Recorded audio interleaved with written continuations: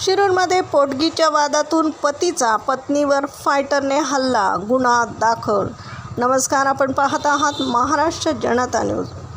शिरूर शहरात पोटगीच्या वादातून पतीने आपल्या पत्नीवर लोखंडी फायटरने जीवघेणा हल्ला केल्याची धक्कादायक घटना समोर आली आहे. या प्रकरणी शिरूर पोलीस स्टेशनमध्ये पतीविरुद्ध गंभीर स्वरूपाचा गुन्हा दाखल करण्यात आला आहे.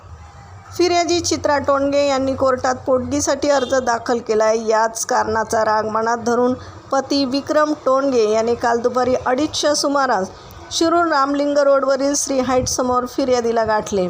यावेळी झालेल्या वादात आरोपीने चित्रा यांना शिवीगाळ करत जीवे मारण्याची धमकी दिली आणि आपल्या हातातील लोखंडी फायटरने त्यांच्या डोक्यावर डाव्या कानाच्या वर प्रहार करून गंभीर दुखापत केली आहे.